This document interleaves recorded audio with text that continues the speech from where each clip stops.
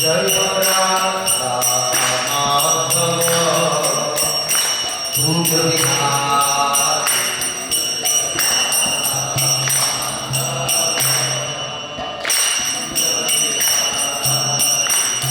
গোপীগণ Vallabh গিরিবর ধারী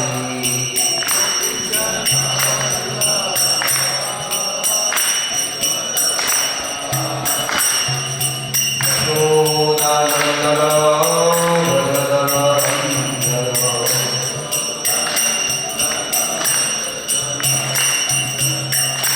Jamuna তীরা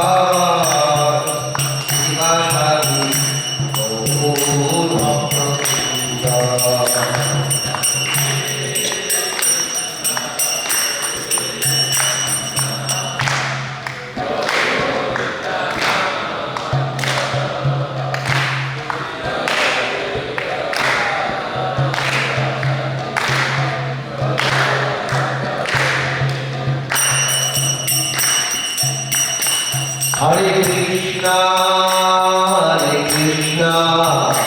Krishna Krishna, Hare Hare, Hare Rama,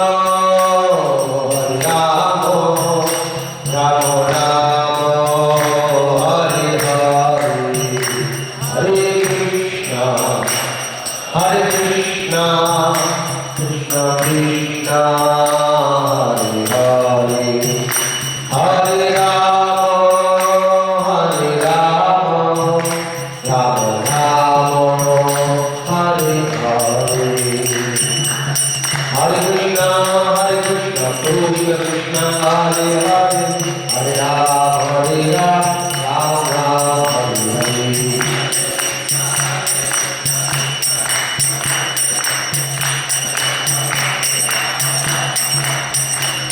Jai Radha Madan Radha Madan Radhe.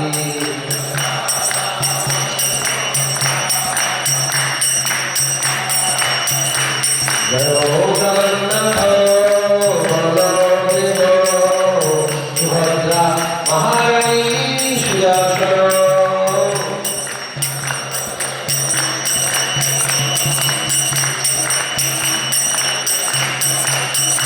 Jai Jai Prabhupada, Prabhupada, Prabhupada, Prabhupada.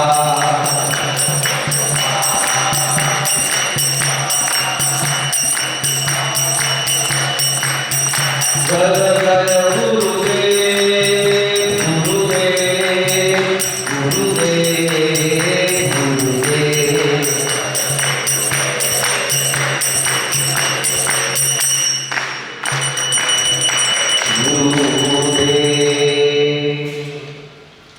हरिनाम संकीर्तन की अमर पुराण श्रीमद् भागवतम की समस्त भक्तवृंद की गौर प्रेमानंदे हरि हरि बोल।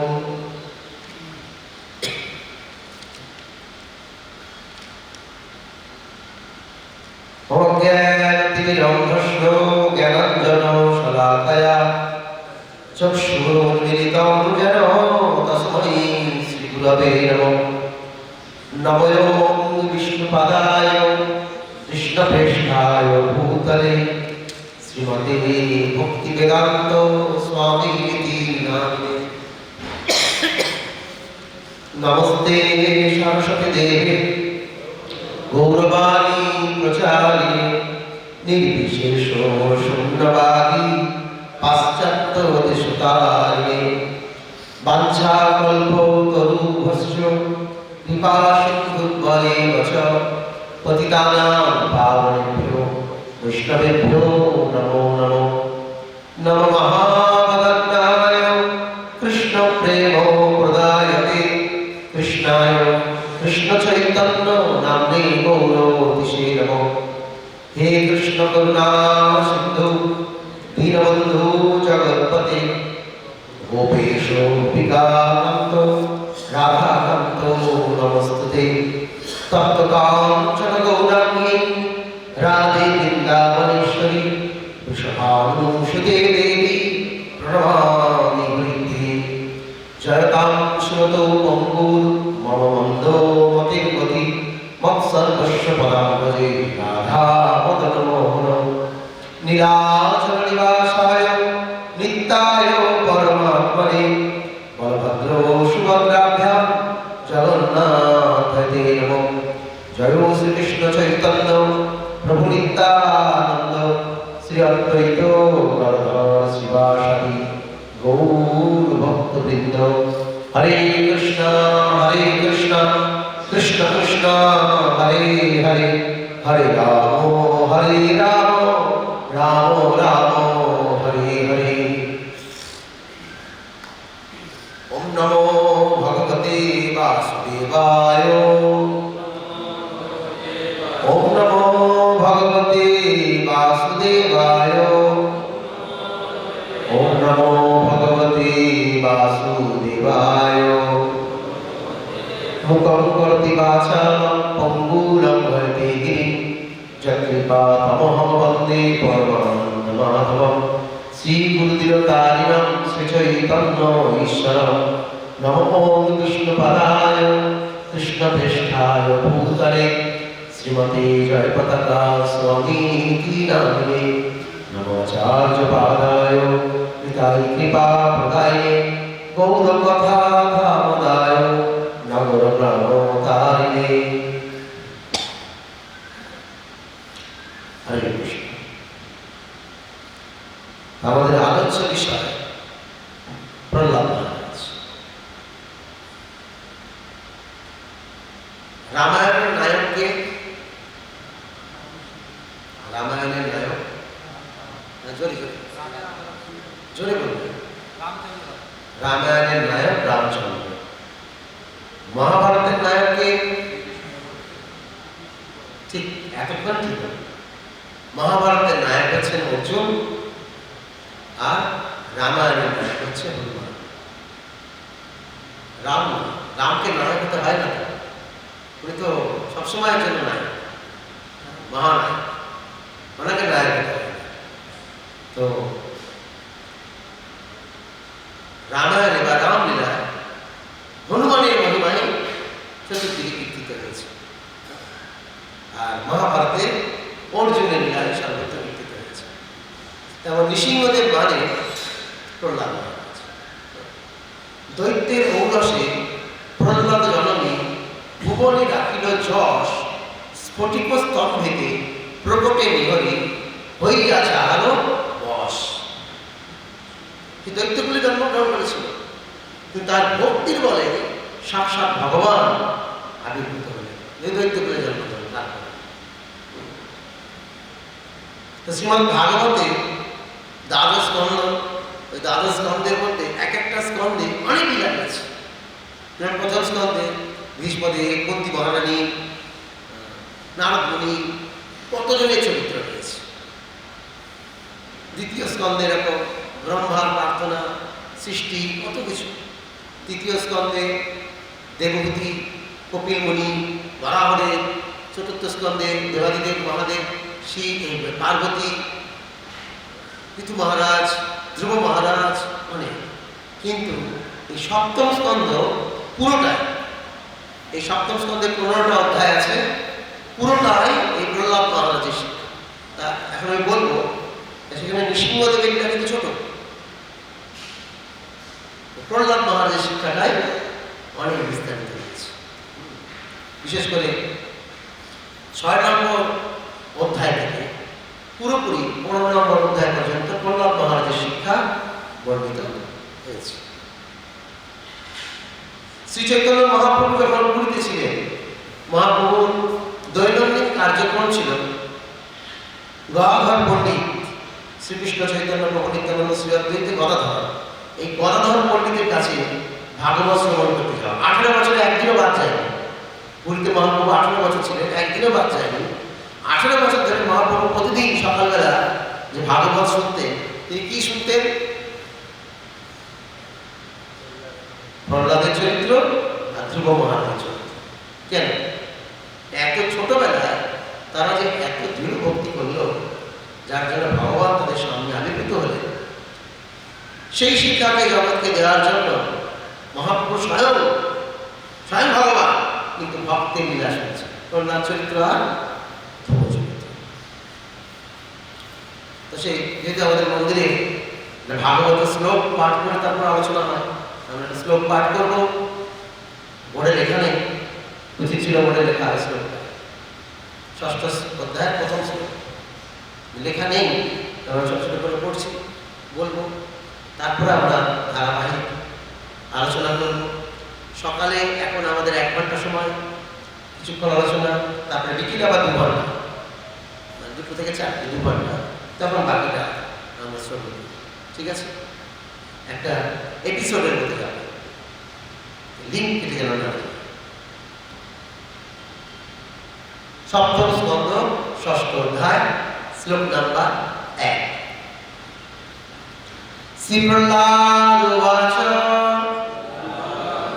কৌমার আচরে প্রাজ্ঞ ধর্মান ভাগবতানিহ দুর্লভম মানুষম জন্ম তদপি অধ্রুব অর্থত। গলমটা বাড়াতে হবে, এমন নয় যে উপবাস চালু হয়ে গেছে, সকালবেলা তারপর 9টার মধ্যে কি খাই, গলম বাড়িয়ে দেবে। প্রহ্লাদ উবাচ কৌমার আচরে প্রাজ্ঞ ধর্মান ভাগবতানিহ দুর্লভ মানুষম জন্ম তদপি অধ্রুদম অর্থদম। শ্রী প্রহ্লাদ উবাচ কৌমার আচরে প্রাজ্ঞ ধর্মান ভাগবতানিহ দুর্লভ মানুষম জন্ম তদপি অধ্রুব অর্থদম। এই শ্লোকের শব্দার্থ। শ্রী প্রহ্লাদ উবাচ প্রহ্লাদ মহারাজ বললেন, কৌমার বাল্যকালে আচরে অভ্যাস করা উচিত, প্রাজ্ঞ বুদ্ধিমান ব্যক্তি, ধর্মান ধর্ম, ভাগবতা ভগবত ভক্তি, ইহ এই জীবন, দুর্লভ অত্যন্ত দুর্লভ, মানুষম মনুষ্য, জন্ম জন্ম, তৎ তা, অপি ও, অধ্রুবম নশ্বর, অর্থদম অর্থপূর্ণ। এই শ্লোকের অনুবাদ এবং তাৎপর্য কৃষ্ণ কৃপা শ্রীমূর্তি শ্রী বাবাচার্য ভক্তবেদান্ত স্বামী শ্রী প্রভুপাদ কি। প্রহ্লাদ মহারাজ বললেন, প্রাজ্ঞ ব্যক্তি মনুষ্য জন্ম লাভ করে জীবনের শুরু থেকে অর্থাৎ বাল্যকাল থেকে অন্য সমস্ত প্রয়াস ত্যাগ করে ভাগবত ধর্ম অনুষ্ঠান করবেন। মনুষ্য জন্ম অত্যন্ত দুর্লভ এবং অন্যান্য শরীরের মতো অনিত্য হলেও তা অত্যন্ত অর্থপূর্ণ, কারণ মনুষ্য জীবনে ভগবানের সেবা সম্পাদন করা সম্ভব। নিষ্ঠাপূর্বক কিঞ্চিত মাত্র ভগবান ভক্তি অনুষ্ঠান করলেও মানুষ পূর্ণ সিদ্ধি লাভ করতে পারে। সবাই বলবেন। প্রহ্লাদ মহারাজ বললেন, প্রাজ্ঞ ব্যক্তি মনুষ্য জন্ম লাভ করে জীবনের শুরু থেকে, অর্থাৎ বাল্যকাল থেকে অন্য সমস্ত প্রয়াস ত্যাগ করে ভাগবত ধর্ম অনুষ্ঠান করবে। মনুষ্য জন্ম অত্যন্ত দুর্লভ এবং অন্যান্য শরীরের মতো অনিত্য হলেও তা অত্যন্ত অর্থপূর্ণ। কারণ মনুষ্য জীবনে ভগবানের সেবা সম্পাদন করা সম্ভব। নিষ্ঠাপূর্বক কিঞ্চিত মাত্র ভগবত ভক্তি অনুষ্ঠান করলেও মানুষ পূর্ণ সিদ্ধি লাভ করতে পারে। এখানে বলা হয়েছে প্রাজ্ঞ ব্যক্তি মনুষ্য জন্ম লাভ করে জীবনের শুরু থেকেই ভগবান ভজন করে। বাল্যকাল থেকে শুরু করে বাল্যকাল। প্রাজ্ঞ মানে ইন্টেলিজেন্ট, বুদ্ধিমান। আমরা সাধারণত বুদ্ধিমান বলতে কি বুঝি, ইন্টেলিজেন্ট বলতে কি বুঝি? পড়াশোনায় ভালো নাম্বার পেয়েছে, ভালো চাকরি পেয়েছে, ভালো বিজনেসে সুপার ফ্লপ হয়েছে, বিজনেসে ভালো প্রগতি করেছে, ভালো বউ পেয়েছে, আর ভালো বাড়ি বানিয়েছে, ভালো গাড়ি কিনেছে। তার মানে আমাদের দৃষ্টিভঙ্গিতে, জাগতিক দৃষ্টিভঙ্গিতে লোকটা খুব বুদ্ধিমান। কিন্তু আধ্যাত্মিক ভাষা একটু পরে আমরা পাবো, সে হচ্ছে গয়াকা আর ধয়াকা। তার মানে কি হয়? গয়াকা ধয়াকা কি হয়? গাধা। কারণ সে এত পরিশ্রম করেছে এক মুঠো ছাই পাওয়ার জন্য। সে আবার কি গাধা কি এক মুঠো ছাই পায়? যা কিছু করলো রেজাল্ট কি? মৃত্যু। আর মৃত্যুর পরে তার জীবনটা ছায়ায় পরিণত হবে এক মুঠো। তাই তো নাকি? যাই কিছু করুক, যতই সে যা কিছু করুক, পড়াশোনা, চাকরি, ব্যবসা, যা কিছু করুক, রেজাল্ট অ্যাস। অ্যাস মানে কি? গাধা। আর অ্যাস মানে ছাই। ঠিকই আছে, সে একটা গাধা। তার জীবনটা ছায়ে রূপান্তরিত করার জন্য এত আয়োজন করেছে। তাই এখানে বলা হলো প্রকৃত বুদ্ধিমানকে। প্রকৃত বুদ্ধিমান তিনি, যিনি মনুষ্য জন্ম পেয়ে এই মনুষ্য জীবনে সদুপয়োগ করেন। গীতায় কৃপণ আর ব্রাহ্মণ এই দুটি শব্দ ব্যবহার করা হয়েছে। স এব ব্রাহ্মণ, স এব কৃপণ। আমরা কৃপণ বলতে কি বুঝি? যখনই কেউ কাউকে কৃপণ বলে মনে করে, তো তোমরা বন্ধু, এক বন্ধু যখনই রাস্তায় কিছু দেখতে পায়, খাবার দাবার কিনে নিয়ে আসে, সবাই মিলে খায়। আর এক বন্ধু হাওয়ার কৃপণ, মানে কিছুই খরচ করতে চায়। আমরা হাত দেখি, হাতের মধ্যে কোনো ফাঁক নেই, বলে বলি এ হচ্ছে দিলদার, না এ হচ্ছে কৃপণ, হাতে কোনো ফাঁক নেই। আর কেউ দেখি হাতের মধ্যে ফাঁক আছে, তার মানে একটু দিলদার। এই গীতার ভাষায় কিন্তু এইভাবে কৃপণ আর দিলদারের বিবেচনা করা হয় না। সবাই হাত দেখছে, আমার কি ফাঁকা না করা। এটা গীতার ভাষা না। গীতার ভাষা হচ্ছে কৃপণকে, যে মনুষ্য জন্ম লাভ করে জন্ম মৃত্যু জরাব্যাধি চক্র থেকে নিজেকে উদ্ধার করার প্রয়াসী নয়, সে হচ্ছে কৃপণ। আর যে মনুষ্য জীবন লাভ করে জন্ম মৃত্যু জরাব্যাধি চক্র থেকে নিজেকে উদ্ধার করতে চায়, তাকে বলা হয় ব্রাহ্মণ। এই চারটে হচ্ছে আমাদের দুঃখ, সমস্যা। এই চারটে সমস্যা থেকে যে মুক্ত হতে চায় না, সে হচ্ছে কৃপণ। মুক্ত হওয়ার উপায় কি? ভগবত ভজন। মনুষ্য জন্ম অত্যন্ত দুর্লভ এবং অন্যান্য শরীরের মতো অনিত্য হলেও অত্যন্ত অর্থপূর্ণ। এই জন্য মনুষ্য জীবনকে বলা হয়েছে অত্যন্ত দুর্লভ। দুর্লভ মানব জন্ম নদীয়া সংসারে কৃষ্ণনাথ ভজিবি দুঃখ কহিব আহার। দুর্লভ মানব জীবন লাভ করে কৃষ্ণ ভজন করা হচ্ছে, তাহলে সব বেকার। নরোত্তম দাস ঠাকুর লিখছেন, হরি হরি বিফলে জন্ম গোমাই, মনুষ্য জন্ম পাইয়া রাধা কৃষ্ণ না বুঝিয়া জানিয়া শুনিয়া বিষ খাই। আত্মহত্যা করে। তো পশু পাখিরও মৃত্যু আছে, মানুষ শরীরেরও মৃত্যু আছে। কিন্তু পশু পাখি কি পারে না? তারা ধর্ম করতে, ভক্তি করতে পারে না। মানুষ শরীরে ধর্ম করা, ভক্তি করা সম্ভব, সেই জন্য এটাকে অত্যন্ত দুর্লভ জন্ম বলা হয়েছে। কিন্তু যদি সে মানব জন্ম পেয়ে হরিভজন করে না, তাকে বলা হয় সফিস্টিকেট অ্যানিমেল, অর্থাৎ সেও একটা পশু। কিরকম পশু?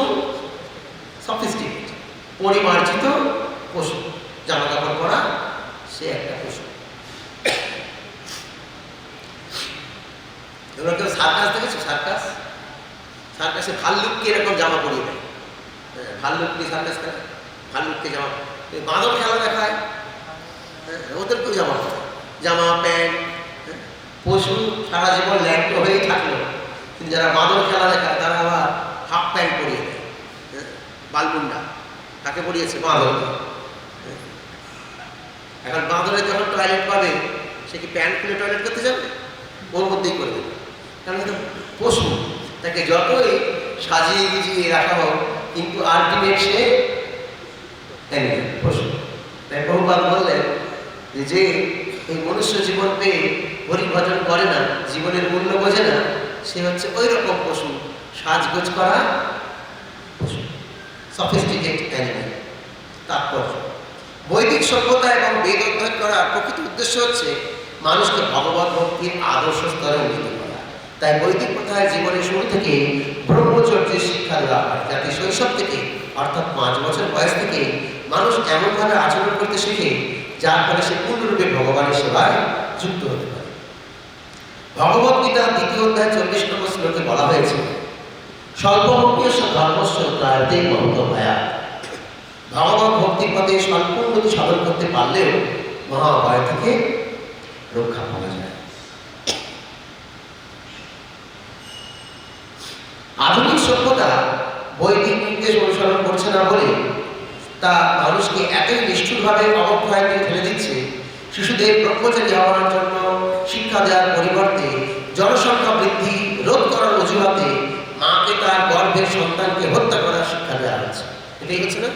বড় বড় হসপিটাল খোলা হয়েছে অপারেশন করার জন্য, যাতে চাচারি পরীক্ষণ করো আর গর্ভের সন্তান এসে গেলে নষ্ট করো, এটাই শিক্ষা দেওয়া হচ্ছে। আর ভাগ্যক্রমে কোনো সন্তান যদি রক্ষা পেয়ে যায়, তাহলে তাকে কেবল ইন্দ্রতৃপ্তি সাধনের শিক্ষা দেওয়া হচ্ছে। তার ফলে ক্রমশ সারা পৃথিবী জুড়ে মানব সমাজে জীবনের প্রকৃত সাফল্যের প্রতি উদাসীন হয়ে যাচ্ছে। প্রকৃতপক্ষে মানুষেরা তাদের দুর্লভ মনুষ্য জন্মের অপব্যবহার করে কুকুর বিড়ালের মতো জীবনযাপন করছে। তার ফলে তারা 84 লক্ষ জমি বিভিন্ন নিম্নতর জমিতে পুনরায় দেহান্তরিত হওয়ার জন্য প্রস্তুত হচ্ছে। কৃষ্ণ ভাবনামৃত আন্দোলন মানুষকে ভগবত ভক্তি শিক্ষা প্রদান করে মানব সমাজে সেবা করার জন্য আগ্রহী, যা মানুষকে পুনরায় পশু জীবনে অধঃপতিত হওয়ার থেকে রক্ষা করতে পারে। প্রহ্লাদ মহারাজ পূর্বেই উল্লেখ করেছেন যে ভাগবত ধর্মে শ্রবণ কীর্তন, বিষ্ণু স্মরণ, পাদ সেবন, অর্চন, বন্দন, দাস্য, সভ্য আত্মনিবেদন নিহিত রয়েছে। সমস্ত স্কুলে, কলেজে, বিশ্ববিদ্যালয় এবং গৃহে সমস্ত শিশু এবং যুবকদের ভগবানের কথা শ্রবণ করা শিক্ষা দেওয়া উচিত। অর্থাৎ তাদের শিক্ষা দেওয়া উচিত কিভাবে ভগবত গীতার উপদেশ শ্রবণ করতে হয়, সেই উপদেশ অনুসারে জীবনযাপন করতে হয় এবং তার ফলে পশু জীবন অধঃপতিত হওয়ার ভয় থেকে মুক্ত হয়ে সুদৃঢ় নিষ্ঠা সহকারে ভগবত ভক্তি পরায়ণ হতে হয়। এই কলিযুগে ভাগবত ধর্ম অনুশীলন করা অত্যন্ত সহজ করে দেওয়া হয়েছে। শাস্ত্রে বলা হয়েছে, হরের নাম হরের নাম হরের নামই কেবলম ফলং নাস্তিব্য নাস্তিব্য নাস্তিব্য গতি অন্যথা। কেবল হরে কৃষ্ণ মহামন্ত্র কীর্তন করা প্রয়োজন। যারা এই হরে কৃষ্ণ মহামন্ত্র কীর্তন করবেন তাদের অন্তর সর্বতভাবে নির্মল হবে এবং তার ফলে তারা সংসার চক্র থেকে উদ্ধার লাভ করবে। উপাধি তাৎপর্য এখানে সমাপ্ত। তো গতকাল শ্রীপাদ প্রেমানন্দ প্রভু তোমাদেরকে শ্রবণ করিয়েছে যে কিভাবে জয় বিজয় তারা বিষ্ণুর দ্বার পাচ্ছিল, তারা কি করে ওপর থেকে একদম সরাসরি পশু হল। কি আলোচনা হয়েছিল কালকে কি মনে আছে? প্রেমানন্দ প্রভু কালকে কি আলোচনা হয়েছিল?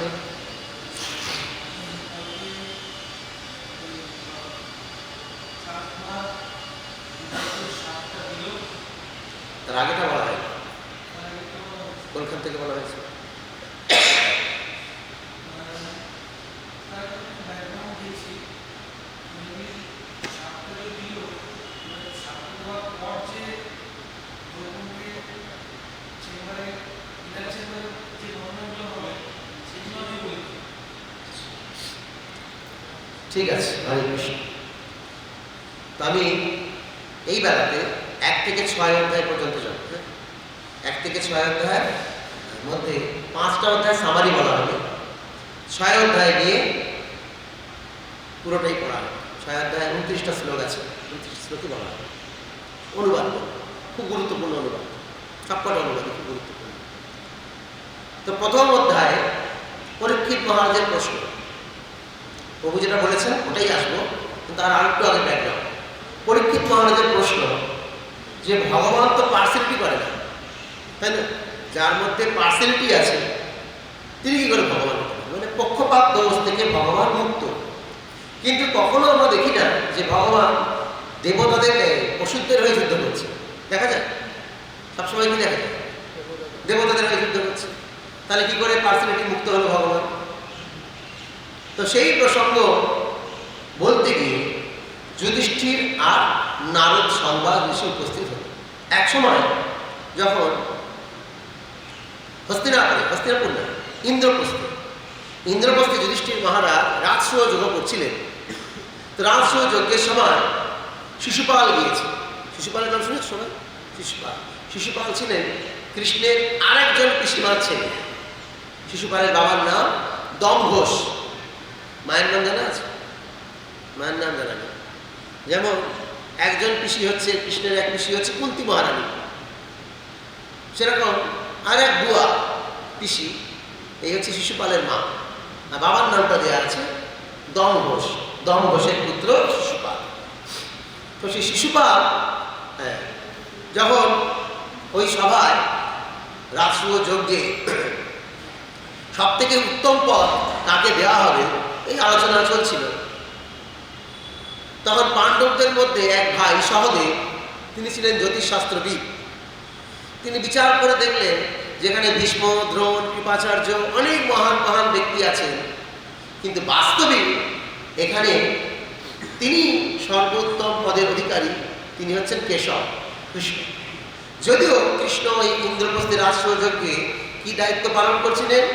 চরণ ধৌত করা, জুতোগুলো গুছিয়ে গুছিয়ে রাখা, সেই দায়িত্ব পালন করছিলেন। বুঝা গেল? আমরা অনুষ্ঠানে এসে কোনো অনুষ্ঠানে কি করি? ভালো ভালো সেবাগুলো চয়েস করি। বিশেষ করে প্রসাদ সার্ভিস সেবা, গোলাপ জামুন টপ করে মুখে ঢুকে যাবে, পনির টপ করে ঢুকে যাবে, বা সার্ভিসের পর যা বেঁচে যাবে সব আমাদের। কিন্তু কৃষ্ণ স্বয়ং ভগবান হয়েও তিনি কিন্তু ওই রকম দায়িত্ব পালন করতে জানেন না। সবাইকে সব দায়িত্ব নিজেই ভাগ করে দিয়েছেন। ভাগ করে দেওয়ার পর নিজে কি দায়িত্ব নিয়েছিলেন? যারা জুতো ছেড়ে ঢুকছে সেই জুতোগুলোকে গুছিয়ে রাখা, যাতে চুরি না হয়ে যায়, আর পদধৌত করা, এই দায়িত্ব নিয়েছিলেন। সবাই চক্ষু নিমিলিত হয়ে যাচ্ছে, চক্ষু উন্মিলিত।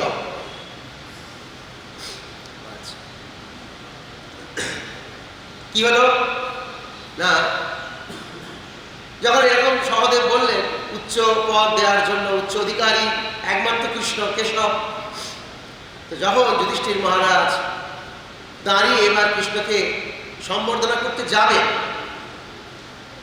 আমাদের হয় না কোনো বড় প্রোগ্রামে মাল্যদান, উত্তরীয় দান, হয় না, সম্বোধন করতে যাবেন, ঠিক সেই সময় শিশুপাল ওখানে উঠে কৃষ্ণের বদনাম করতে লাগল। শিশুপালের জন্মের সময় শিশুপালের অতিরিক্ত হাত ছিল আর অতিরিক্ত চোখ ছিল, এক্সট্রা ছিল। যখন শিশুপালের জন্ম হলো, তার মা জন্মটাকে দেখি ভয় পেয়ে গেছে। এখন তো ইউটিউবে মাঝে মাঝেই দেখে তার দুটো মাথা, কারোর আবার ল্যাজ বেরিয়েছে, হ্যাঁ, এসব দেখা। ওটাকে গার্ড করে দাও তো যজ্ঞের ওই জায়গাটা, সব দেখায়, সব ভুয়ো, সে এডিট করা। কিন্তু শিশুপালের ক্ষেত্রে তা হয়নি, সত্যি সত্যি তার অতিরিক্ত হাত আর অতিরিক্ত চোখ ছিল। তখন দৈববাণী হল, যার স্পর্শে শিশুপালের অতিরিক্ত চোখ এবং হাত অ্যালুপ হয়ে যায়, মানে অদৃশ্য হবে বা খসে পড়বে, সেই শিশুপালের হত্যা, সেই শিশুপালকে বধ করবে। তো শিশুপালের মা খুব কান্না করতে লাগলেন, কান্না করতে করতে সবার কাছে কাছে যাচ্ছে। খাবার কোলে দিচ্ছে, শিশুপাল যেমন তেমন, যে কৃষ্ণের কোলে দিয়েছে দাদা, মাস্তুত দাদা, মামার ছেলে দিয়েছে কোলে, সাথে সাথে শিশুপালের একটা চোখ আর হাত খসে পড়েছে। তো বোঝা গেল যে এই কৃষ্ণ তাদেরকে হত্যা করবে। তা ভাবছে যে কী করে কৃষ্ণ হত্যা করবে, তো মামার ছেলে, তুই ভাই কি ভাইকে হত্যা করে নাকি? না না না। তো কৃষ্ণকে বলছে যে তুমি দয়া করে আমার পুত্রকে হত্যা করো না। তখন কৃষ্ণ বলছে যে তোমার পুত্রের আমি 100টা অপরাধ সহ্য করবো, 101 হয়ে গেলে গেছাং খু, 100টা করবো। ঠিক আছে, অপরাধ করবেই বা কেন, দুই ভাই তো অপরাধ করবেই বা কেন।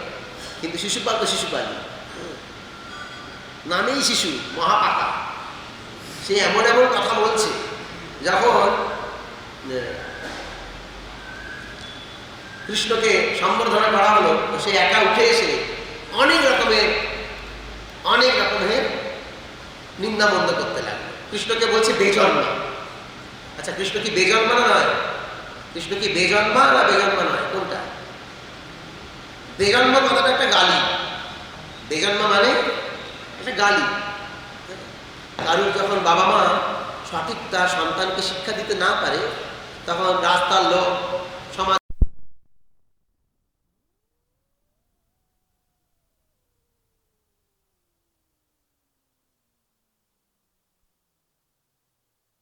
প্রশংসা। কারণ কৃষ্ণ সেটা প্রশংসা করে গ্রহণ করলেন। বেজন্মা শব্দের আরেকটি অর্থ হচ্ছে যিনি জন্মরহিত, যার জন্মই হয়, তার তিনি বেজন্মা। বিজন্মা, বিগত মানে যেটা হয়ে গিয়েছে, বিগত। তাহলে বি মানে যেটা হয় না, হয়ে গেছে অথবা হয় না। হ্যাঁ, বিফলে মানে ফল পায়নি, বিফলে গেছে, হয় না। তাহলে বি শব্দের আর একটা অর্থ হচ্ছে হয় না। তাহলে বেজন্ম মানে কি হলো? যার জন্ম হয় না। তো এরকম অনেক কথা বলছে কৃষ্ণকে। আমি যদি 100টা গালি দিই, আমার গলাটাও তো কেটে দেবে। আমি একটা বললাম ওই জন্য, বাকি 99টা বললাম না। তো বেজন্মা বলেছে এরকম 100টা। যখন 99টা হয়ে গিয়েছে, তখন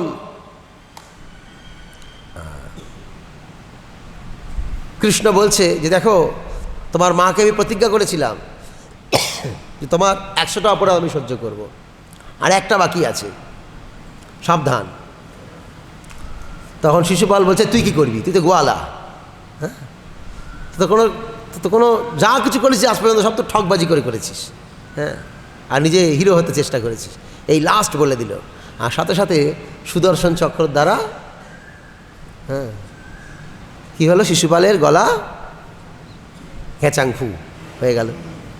এখন সবার চোখের সামনে যুধিষ্ঠির মহারাজ দেখতে পেলেন যে শিশুপালের যে আত্মা একটা জ্যোতিরূপ ধারণ করে কৃষ্ণের কাছে গিয়ে মিশে গেছে। তখন প্রশ্ন আসলো, এটা কি করে সম্ভব যে এত অপরাধ করলো, তারপরে তার এরকম গতি কি করে হলো?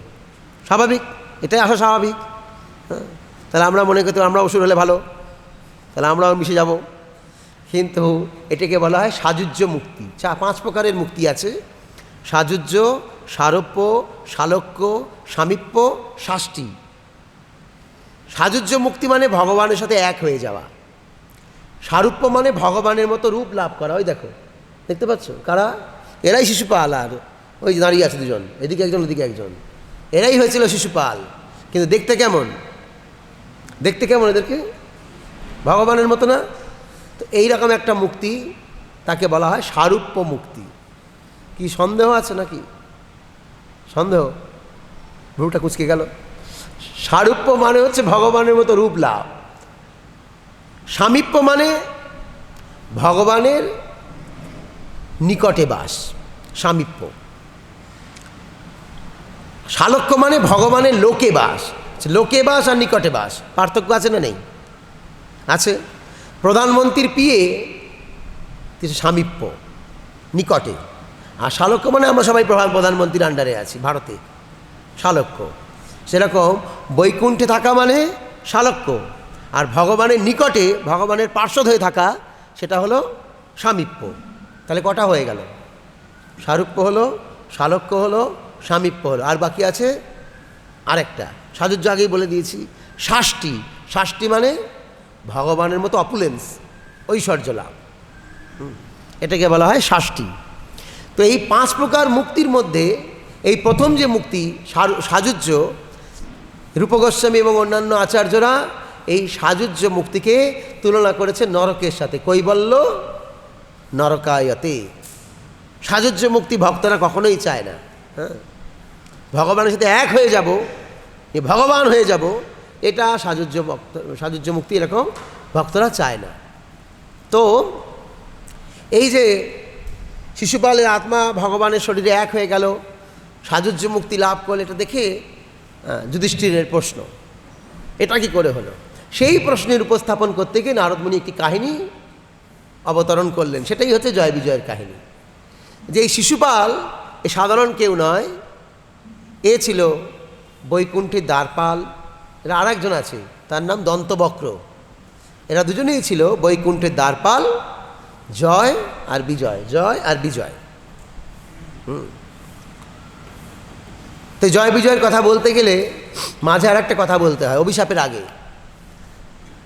বলা হয়েছিল কালকে যে জয় বিজয় কী চেয়েছিল মনে মনে? বলা হয়নি। জয় বিজয় বৈকুণ্ঠের দরজায় দাঁড়িয়ে দাঁড়িয়ে দুজনে গল্প করছে, যেন সিকিউরিটি গার্ড মাঝে মাঝে সিকিউরিটি কাজ করতে করতে গল্প করে না, গল্প করছে।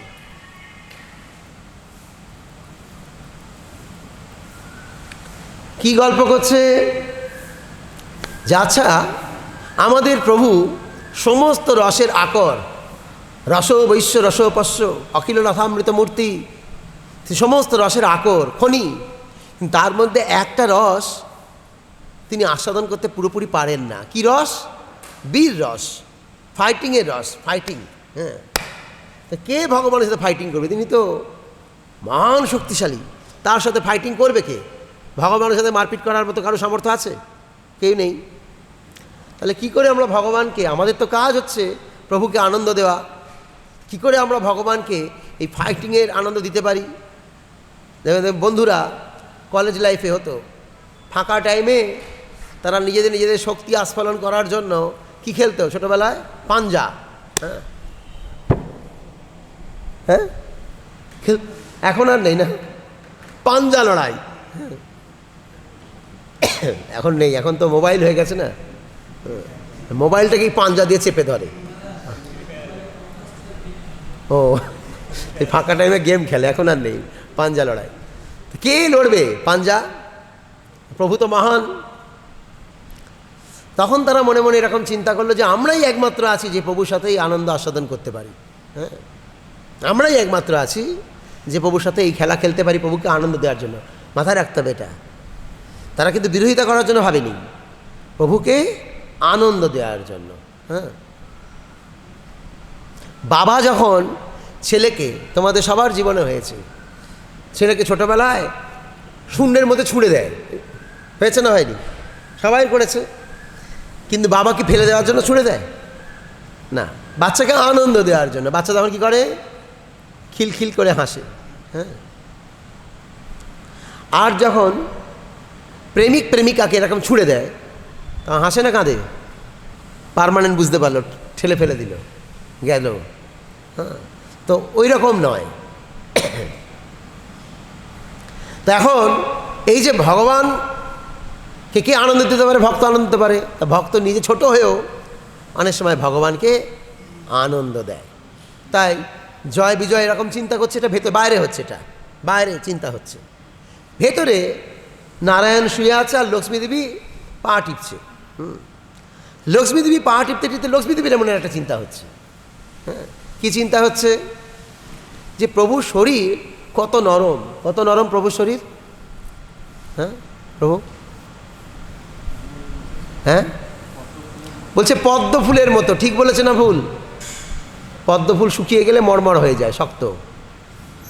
পদ্ম ফুলের মতো নয়। আর আর কি কি নরম নরম জিনিস হয় বলো? বাটার ডিপ ফ্রিজে রেখে দাও, ছুঁড়ে মারলে মাথা ফাটবে। হ্যাঁ, কটন জলে ভিজে গেলেই শক্ত। দুধের ফেনার মতো, এর থেকে নরম আর হয় না। দুধ যখন জাল দিয়ে এরকম হাতা দিয়ে বা মগ দিয়ে ফেটানো হয়, দুধটাকে শেক করা হয়, শেক হয় না, তখন দুধের মধ্যে ফেনা তৈরি হয়, ফেনা। ওই ফেনাটা এত সফট, এত সফট, একটু মাত্র হাওয়াতেও ফটফট করে ফেটে যায়, হাওয়াতেও। তো ভগবানের শরীর দুগ্ধ ফেনো নিভ বলা হয়েছে, দুগ্ধ ফেনো নিভ। এমন বলি মাখনের মতো, তারপরে বলি তুলোর মতো। তুলো যদি ভিজে যায় শক্ত হয়ে যায় না?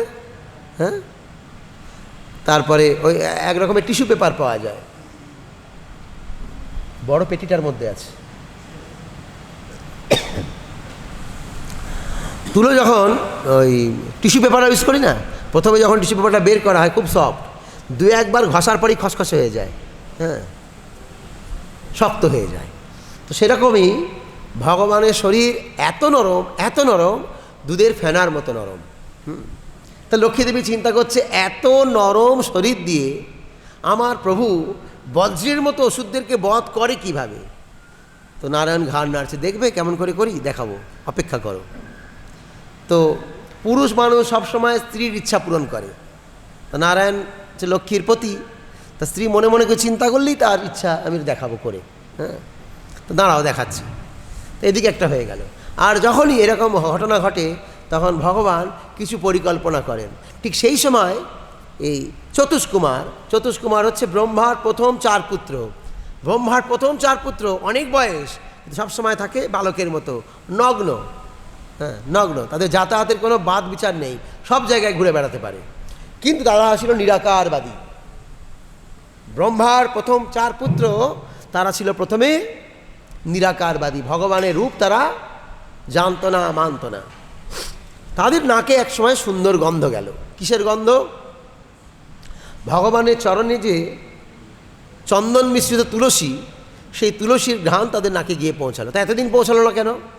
আজকে ভগবান চেয়েছে তাদেরকে উদ্ধার করতে, তাদেরকে তার কাছে ফিরিয়ে আনতে। তাই ওই দিনকে বিশেষ করে সেই চরণ তুলসীর ঘ্রাণ গেল। কেন বলা হয় ভগবানের প্রসাদী মালা যখন গলায় পরিয়ে দেওয়া হয় আমরা ঘ্রাণ নিই না?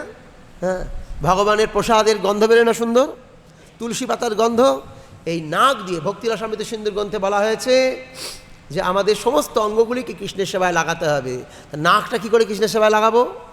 না, ভগবানের গলায় অর্পিত ফুলের মালা, চরণের তুলসী, মহাপ্রসাদ, এই সব সুগন্ধ আমাদেরকে নিতে হবে, পারফিউম না, পারফিউম না। হ্যাঁ, ভগবানকে অর্পিত চন্দন গায়ে লেপন করব। ভগবানকে চন্দন মাখানো হয়েছে, সেই চন্দন নিজের গায়ে লাগাবো। এমন নয় যে ভগবানকে যখন দর্শনার্থীর সময় সেন্টটা স্প্রে করা হচ্ছে, তার নবটা ঘুরিয়ে দিয়েছি, স্প্রে ওদিকে দেখা যাচ্ছে করছে, কিন্তু গায়ে আসছে আমার, এরকম নয়। কিন্তু এরকম নয়, মাথায় রাখতে হবে। হ্যাঁ, এরকম হতে পারে না যে স্প্রেটা হওয়ার দিকে ভগবানের দিকে, কিন্তু ঘুরিয়ে দিয়েছে এদিকে। হ্যাঁ, সবাই দেখতে পাচ্ছে গোবিন্দম, এদিকে যাচ্ছে, এরকম না। তো ভক্ত সব সময় এরকম ভগবানের প্রসাদী জিনিস গ্রহণ করে আনন্দ গ্রহণ করে। তো ভগবান ওই রকম চন্দনের গন্ধ, তুলসীর গন্ধ পাঠিয়েছে। চতুষ্কুমারের নাকে যখন সেই গন্ধ পৌঁছেছে, তারা সেই গন্ধকে অন্বেষণ করতে করতে করতে করতে করতে বৈকুণ্ঠের দরজায় গিয়ে পৌঁছে গিয়েছে। বৈকুণ্ঠের দরজায় যখন দরজায় পৌঁছে গিয়েছে, জয় বিজয়ের কাজ কি? সিকিউরিটি গার্ডের কাজ কি? আটকে দেওয়া। হ্যাঁ, আমাদের গেটে যারা ছোটোখাটো জামা কাপড় পরে আসে আটকে দেওয়া হয়। কেউ বলতে পারে আমরা ঢুকবো, আমরা কেন ঢুকবো না? আমাদের টাকায় মন্দির তৈরি হয়েছে, আমরা কেন ঢুকবো না? কিন্তু সিকিউরিটির দায়িত্ব হচ্ছে তাদেরকে আটকানো। তো যদিও ভগবান ব্রাহ্মণ বৎসল, ব্রাহ্মণরাই গেছে এখন দরজায়, কিন্তু ব্রাহ্মণরা যেহেতু নিরাকারবাদী, ভগবানের রূপের বিশ্বাস করে না, তাই তাদের শুদ্ধ ভক্ত জয় বিজয় আটকে দিয়েছে, না যাওয়া যাবে না, ভগবান এখন বিশ্রাম নিচ্ছে। আর যেহেতু তারা নিরাকারবাদী, ভগবানের শুদ্ধ ভক্ত তখনও হয়নি, তাই তাদের মনের মধ্যে এই ব্রহ্মার প্রথম পুত্র হওয়ার অহংকার রয়ে গিয়েছে। এই প্রথম পুত্র আমরা, হ্যাঁ, অহংকার। অনেক লোক মন্দিরে আসে, তারা যদি বলা হয় জুতো খুলে বাইরে ঢুকুন, আমরা প্রথম থেকে ইস্কনে আছি এই মন্দিরে, আমাকে জুতো খুলতে বলবে? প্রথম থেকে আছি। ওটা কি তার? ওটা দৈন্যতা না অহংকার? ওইটি হচ্ছে অহংকার। হ্যাঁ, প্রথম থেকে আছি। আরে প্রথম থেকে আছি তো কী হয়েছে? প্রথম থেকে থাকবে মানে তোমাকে তো আরও নত হতে হবে। কিন্তু প্রথম থেকে থাকাটা আমার অনেক সময় অহংকারের কারণ হয়ে যায়। আমাদের ইস্কনের একজন সন্ন্যাসী ভক্তি বৈষ্ণব মহারাজ, তিনি বলছিলেন, আমরা বলি না উনি সিনিয়র ডিভোটি, এটা শুনেছে? এই ক্লাসটা কেউ শুনেছে না? সিনিয়র শোনা হয়নি? বৈষ্ণব মহারাজের কেউ শুনেছে ক্লাসটা? সিনিয়র ডিভোটি আমরা বলি সিনিয়র। আমরা যত সিনিয়র হই তত আমার মধ্যে অহংকার বাড়ে। সিন মানে পাপ, হিয়ার মানে এখানে, যত দুরভিসন্ধি অহংকার সব এখানে এসে জমা হয়। কথাটা সিনিয়র কিন্তু হয়ে যায় সিন হিয়ার। হ্যাঁ, সব আমি ভেতরে ভেতরে ঢুকেছে অহংকার, যত রকমের জঞ্জাল ভেতরে। হ্যাঁ, তো এই চতুষ্কুমার ওই রকম সিনিয়রিটি দেখাতে গিয়েছে। জয় বিজয়ের সাথে ঝগড়া আরম্ভ হয়ে গিয়েছে, সিকিউরিটি গার্ডের সাথে ঝগড়া। সিকিউরিটি গার্ডকে মোতায়েন করেছে কে? নারায়ণই তো করেছে। এখন ভগবান তো বড় ম্যানেজার, ভগবান কি করেন? বড় ম্যানেজমেন্ট। যখন বুঝতে পেরেছে বাইরে ঝগড়া হচ্ছে, কিছু একটা হচ্ছে, তো নারায়ণ তখন শয্যা থেকে উঠে এখানে চলে এসেছে, এসে দেখছে যে ব্রাহ্মণদের সাথে জয় বিজয় ঝগড়া হচ্ছে। তো আমরা হলে কি করতাম?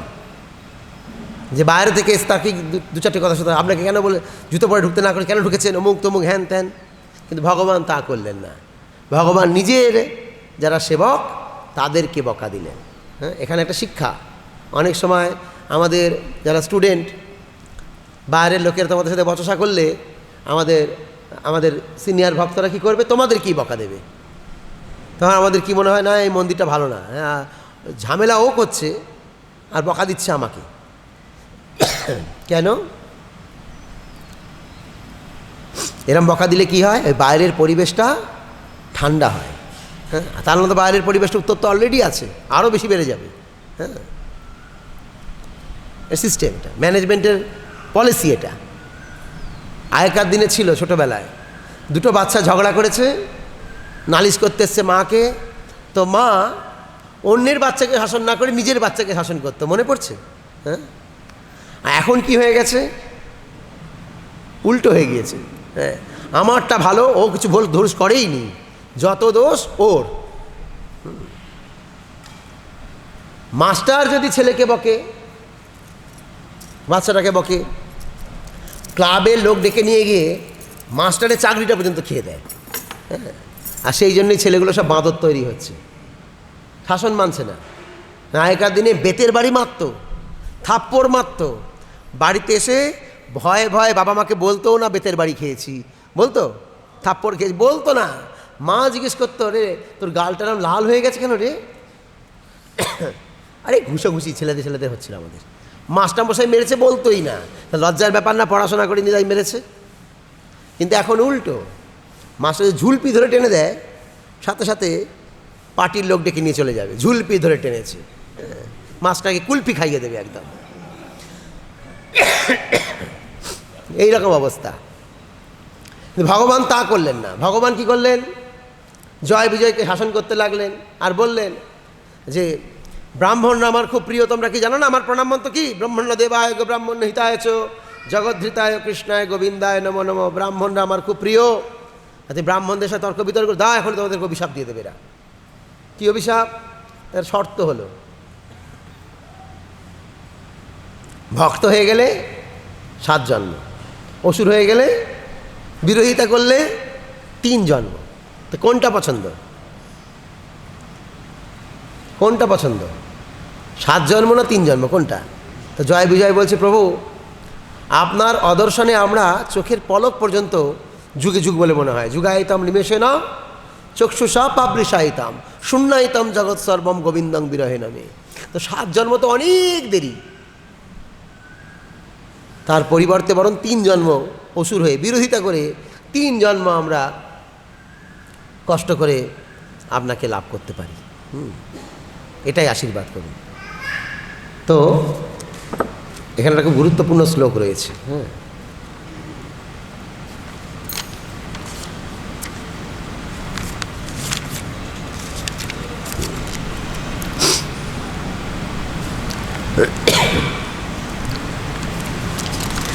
30, 31 আর 32 তিনটে শ্লোক খুব সুন্দর, তোমাদের সবাই বোঝার চেষ্টা করো।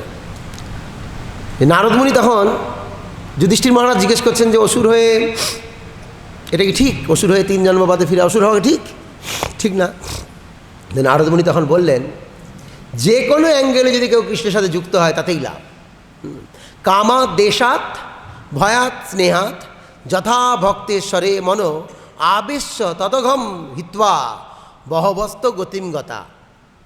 বহু ব্যক্তি পাপকর্ম পরিত্যাগ করে গভীর মনোনিবেশ সহকারে কেবল শ্রীকৃষ্ণের চিন্তা করার ফলে মুক্তি লাভ করেছে। এই মনোনিবেশ কাম থেকে, দেশ থেকে, ভয় থেকে, স্নেহ থেকে, ভক্তি থেকে হয়ে থাকতে পারে।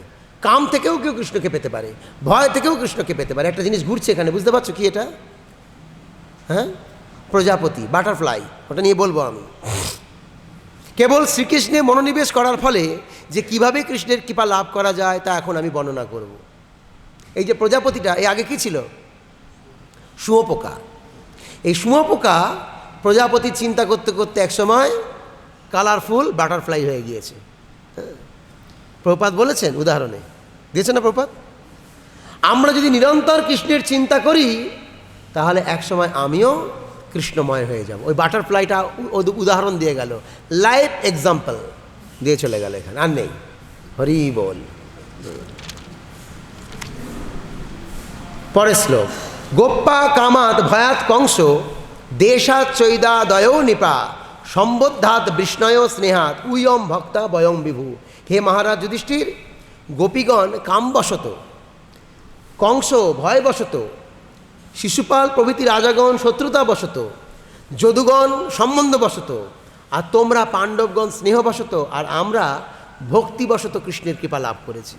যে কোনো অ্যাঙ্গেল দিয়ে কৃষ্ণের সাথে যুক্ত হওয়া যায়। আবার চলে এসেছি, হরে কৃষ্ণ।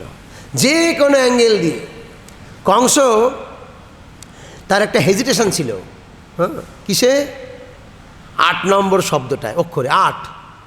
দৈববাণী হয়েছিল যে দেবকীর 8ম গর্ভের সন্তান কংসকে বধ করবে।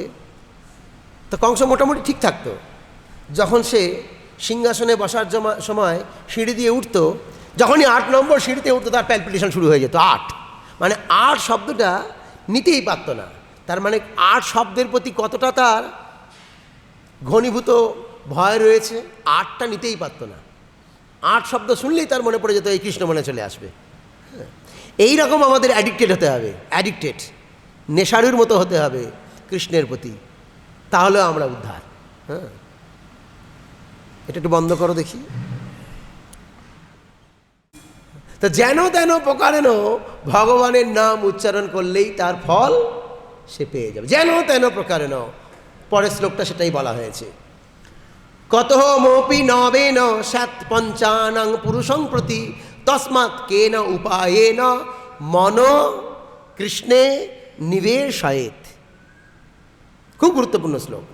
কেননা কোনো না কোনো উপায়ে শ্রীকৃষ্ণের স্বরূপ গভীর নিষ্ঠা সহকারে চিন্তা করতে করতে তারপর পূর্বোল্লিখিত 5টি পন্থা, যে কোনো একটি পন্থার দ্বারা ভগবত ধামে ফিরে যাওয়া সম্ভব। রাজা বেনের মতো নাস্তিকেরা কিন্তু এই 5টি চিন্তার মধ্যে কোনো একটাও করেনি, তাই তাদের মুক্তি লাভ হয়নি। অতএব যে কোনো উপায় হোক, বন্ধুভাবেই হোক অথবা শত্রুভাবেই হোক, শ্রীকৃষ্ণের প্রতি মনোনিবেশ করা কর্তব্য। বন্ধুভাবেই হোক, আমি কৃষ্ণকে মানি না, বাদ দাও তো, কৃষ্ণ কৃষ্ণ বল, হরে কৃষ্ণ বাদ দাও তো, এই 14 বার হরে কৃষ্ণ কৃষ্ণ কৃষ্ণ বলছে, তো এই কৃষ্ণের নাম হয়েই গেল। উপেক্ষা করে কৃষ্ণের নাম করলেও তার ফল আছে। হ্যাঁ, আর যদি প্রীতির সহিত করে তাহলে কোনো প্রশ্নই আসছে না। তো এইভাবে যখন বললেন যে 3 বার অসুর জন্ম হতে হবে, তখন তারা 3 বার কী কী রূপে আসলো? প্রথম জন্মে তারা হলো হিরণ্যকশিপু আর হিরণ্যাক্ষ আর হিরণ্যকশিপু। দ্বিতীয় জন্মে তারা হলো রাবণ আর কুম্ভকর্ণ। তৃতীয় জন্মে তারা হলো দন্তবক্র আর শিশুপাল। তাহলে এই চ্যাপ্টার শেষ। এবার দ্বিতীয় অধ্যায় শুরু হচ্ছে।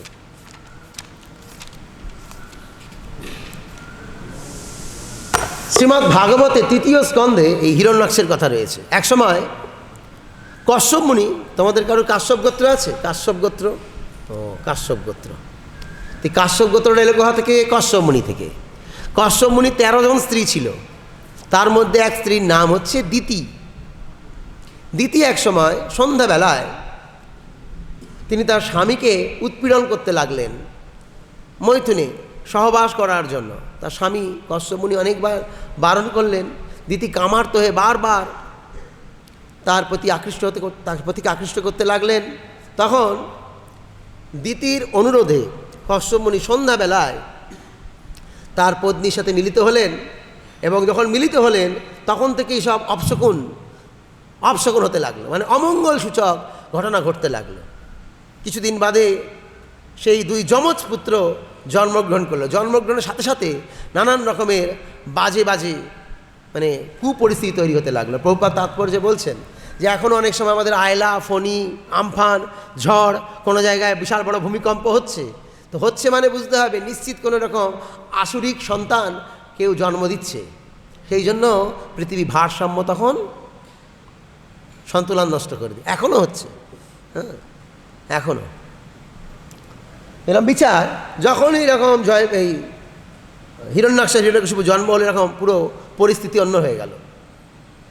তো সেই সমস্ত পরিস্থিতি দেখে দিতি ভয় পেয়ে গেল, কান্না করতে লাগলো। তখন কশ্যপ মুনি তাকে আশীর্বাদ দিল, তুমি শান্ত হও, শান্ত হও। তোমার পুত্রের ঔরসে ভগবানের এক মহান ভক্ত আবির্ভূত হবে, আর তার প্রতি যখন তোমার পুত্র অত্যাচার করবে তখন তোমার পুত্রকে বধ করার জন্য স্বয়ং ভগবান আবির্ভূত হবে এবং তোমার পুত্রের মঙ্গল হবে। তো এই আশীর্বাদ পেয়ে দিতি একটু শান্ত হয়ে গেল। এবার ভাগবতের আমরা তো সপ্তম স্কন্ধ পড়ছি, তৃতীয় স্কন্ধে রয়েছে হিরণ্যাক্ষ আর হিরণ্যকশিপু তারা অমর হওয়ার জন্য ব্রহ্মার তপস্যা করতে লাগে। ওম ব্রহ্মণে নমঃ, ওম ব্রহ্মণে নমঃ, ওম ব্রহ্মণে নমঃ। ব্রহ্মা আশীর্বাদ দিয়ে দিল হিরণ্যাক্ষকে। হিরণ্যাক্ষ সেই আশীর্বাদ পেয়ে এমন অশান্তি আরম্ভ করলো জগতে। অশান্তি করতে করতে পৃথিবীকে এক লাথি মেরে রসাতলে নিক্ষেপ, ফুটবলের মতো।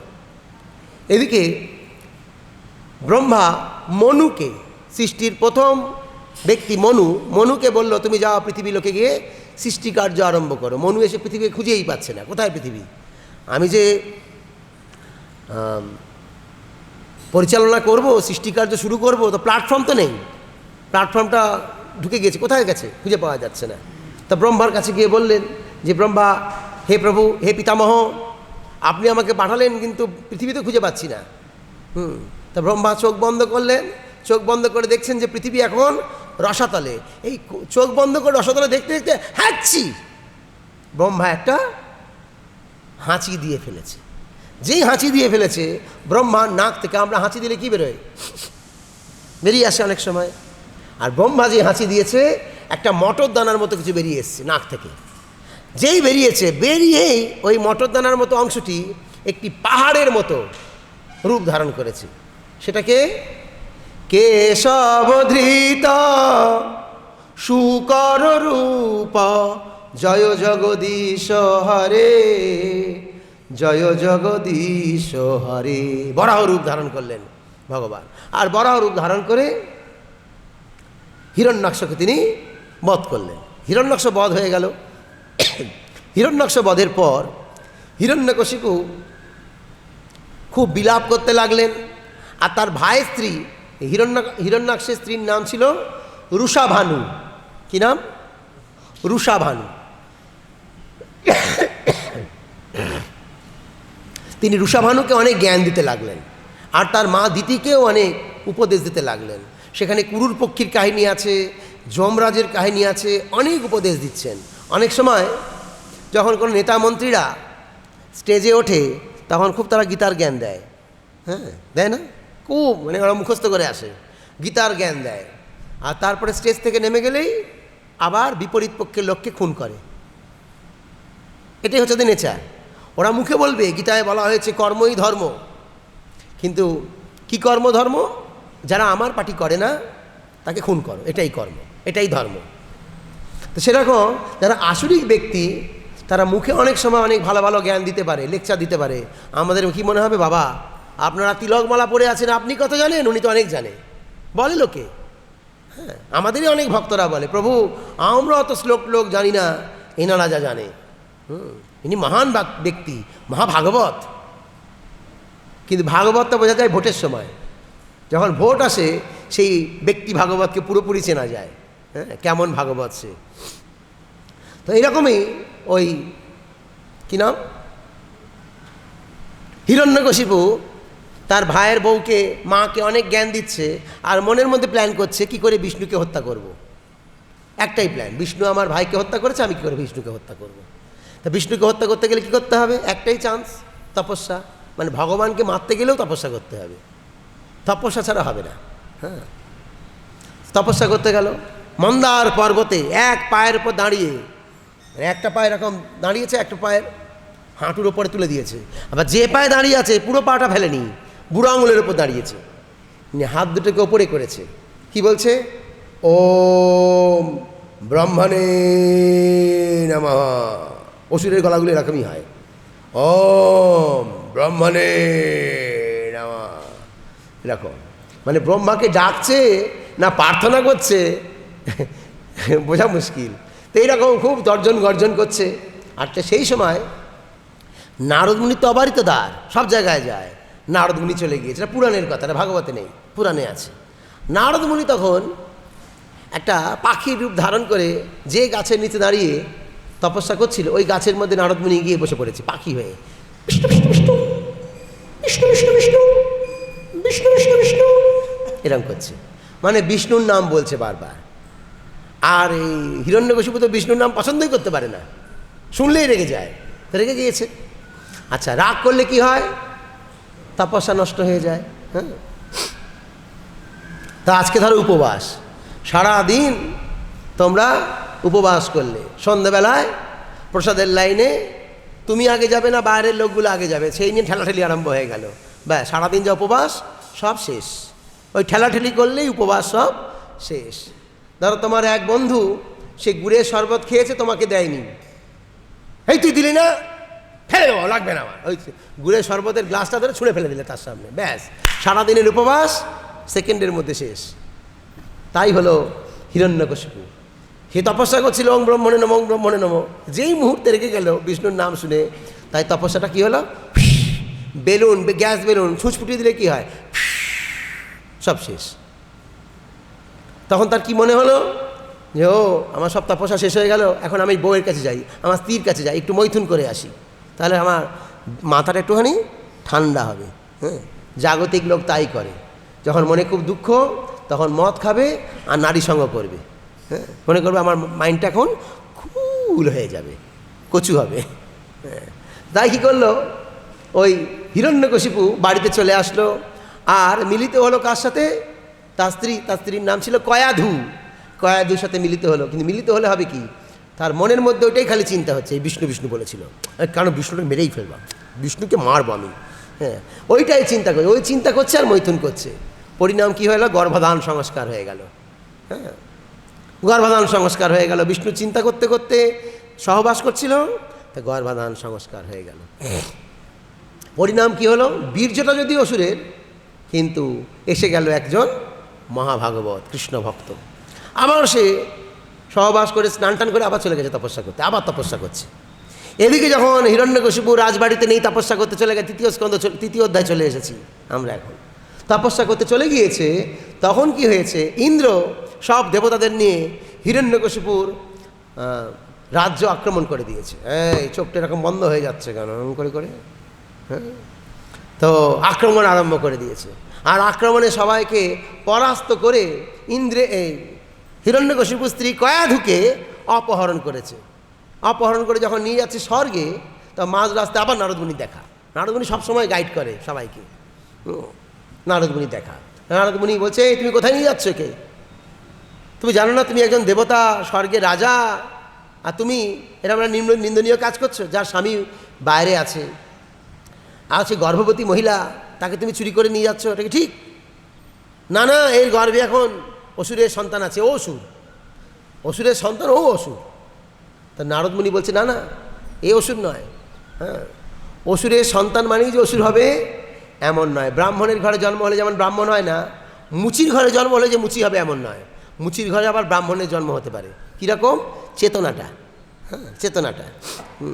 সত্যির হাসি বলতে চাইছিলাম একটা, আমাদের অনেক সময় আমরা দেখি আমাদের বাবা মারা এরকম নয়। আমরা ভক্তি জীবন এসেছি, আমাদের বাবা মারা পছন্দই করে না এইসব। আমি কি করে হয়ে গেলাম? বিচার করো তোমরা। আমাদের বাবা মা অনেকেই আছে, অনেকের বাবা মা একদম পছন্দই করে না এইসব, পুরো নাস্তিকের মতো আচরণ করে। আমরা কি করে হরিনাম করতে আরম্ভ করে দিলাম? আমরা তো পড়তে এসেছিলাম কলেজে, আমরা কি করে হরিভক্তিকে আরম্ভ করে দিলাম? ভালো লাগছে না লাগছে না? হরিভক্তি করে ভালো লাগছে না লাগছে না? হ্যাঁ, তার মানে এটা জন্মের সময় কোনোভাবে ওই রকম গর্ভাধান সংস্কার হয়ে গেছে, বা মায়ের গর্ভে যখন ছিলাম হয়তো কোনো না কোনোভাবে সাধুর মুখ থেকে কিছু হরিকথা ডাইরেক্ট না গেলেও ওই এটা চলে এসছে, কি বলে, কানে এসে গেছে। অথবা আমার মা যখন গর্ভবতী ছিল তখন মোবাইল ঘাঁটছিল, আর মোবাইল ঘাঁটতে ঘাঁটতে, রাত্রিবেলায় মোবাইল ঘাঁটতে ঘাঁটতে কোনো একটা ইস্কনের সাধুর প্রবচন শুনতেছিল, এসে গেছিলো হাতে, আর ঠিক সেই সময় হ্যাঁ নাক ডাকতে, মানে ঘুমিয়ে পড়েছে। আর মোবাইলটা ছিল অন করা অবস্থায় বুকের ওপরে। আমি তখন কোথায় ছিলাম? আমি গর্ভে ছিলাম। মায়ের খেয়ালই নেই যে 1.5 ঘন্টা প্রবচন চলছে, হ্যাঁ 1.5 ঘন্টা প্রবচন চলছে, মা গর্ভবতী, আর সেই অবস্থায় মোবাইলটা বুকের মধ্যে নিয়ে ঘুমিয়ে পড়েছে রাত্রিবেলা। হ্যাঁ, ওই যে মোবাইল থেকে আওয়াজ যাচ্ছিল, আমি সেটা শুনে নিয়েছি। হরি বল! কোনো না কোনোভাবে একটা টাচ আছে, এমনি এমনি হয়নি, কোনো না কোনোভাবে সংযোগ, হ্যাঁ, যেন তেন প্রকারেণ কৃষ্ণের সাথে, ভক্তের সাথে যুক্ত হয়ে গিয়েছিলাম আমরা। তাই আজকে এই পরিণাম, তাই এইরকম পরিণাম।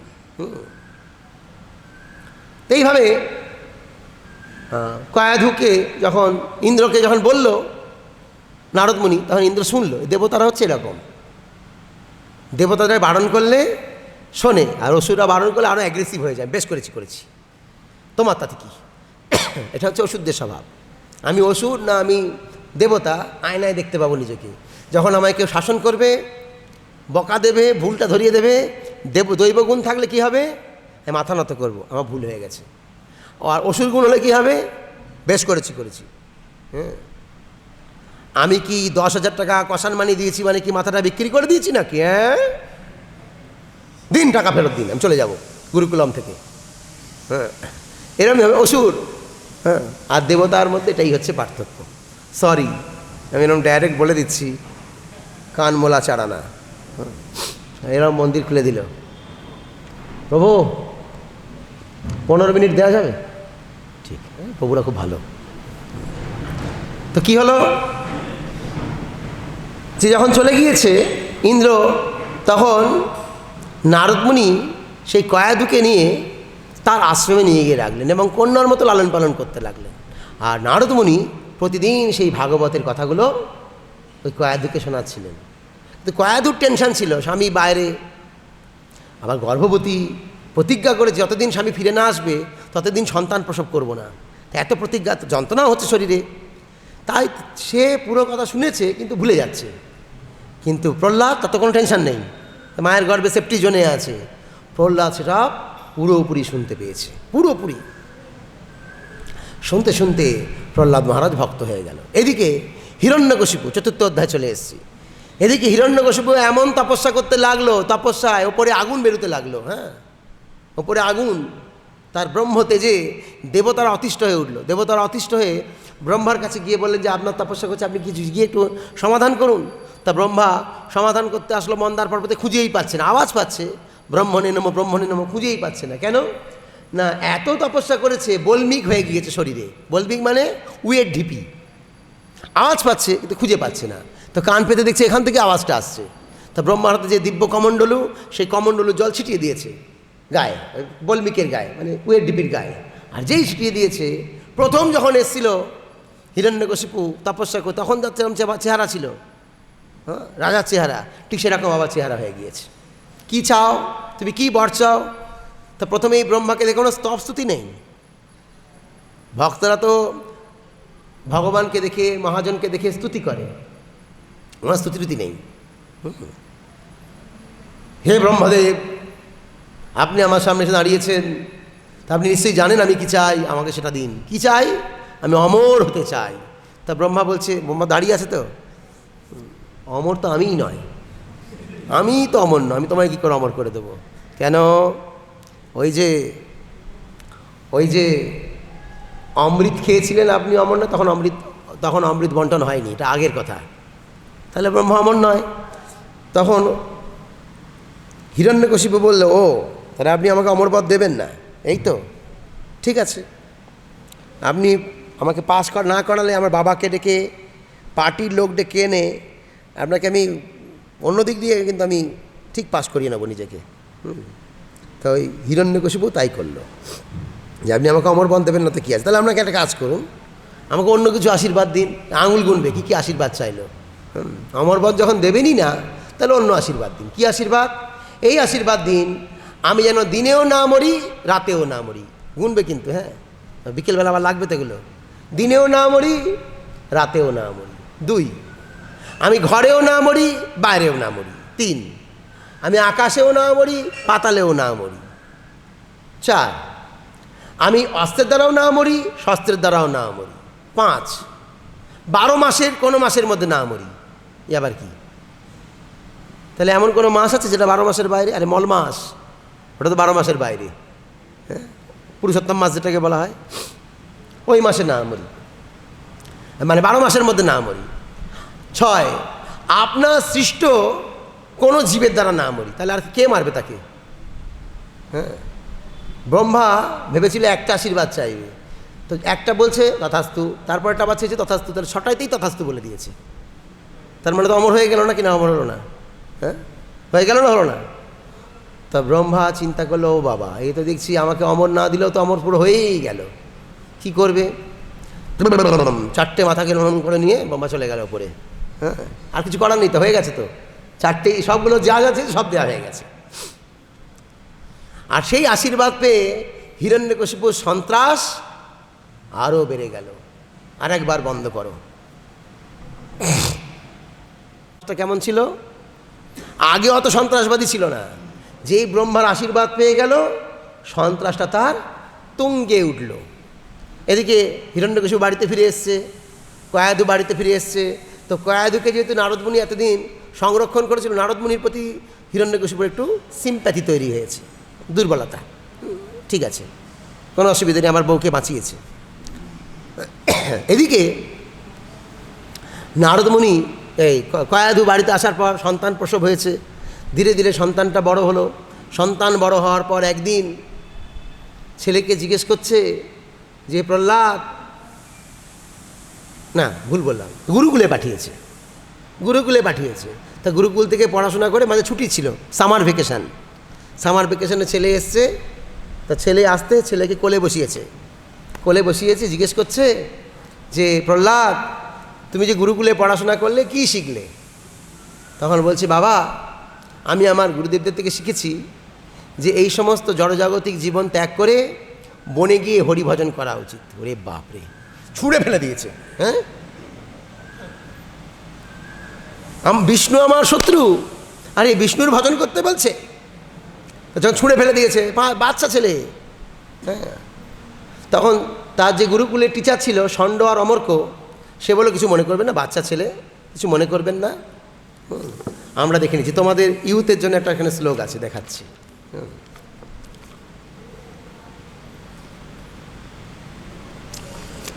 প্রহ্লাদ মহারাজকে না, ইউথের জন্য, এটা তোমার কাজে লাগবে।